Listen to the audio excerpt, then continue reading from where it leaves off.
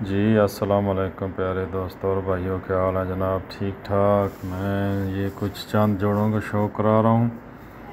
मेरे बेटे जनाब मिर्ज़ा सनान बेग और मिर्ज़ा मज़हर अली बेग, इनके जोड़े हैं जी।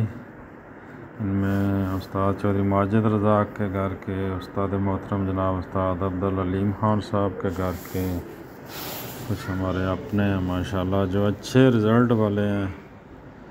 चंद जोड़े दिखा रहा हूँ। कुछ अंडों पे बैठे हैं, बच्चों पे, और कुछ को जो है कुछ की वीडियो बना के आप दोस्तों के साथ शेयर कर रहा हूँ। माशाल्लाह इन सभी का अच्छा रिज़ल्ट है। मैंने सोचा चलो फ्री बैठा था, दोस्तों को शौक़ कराते हैं। ये चंद जोड़े दिखा रहा हूँ आपको।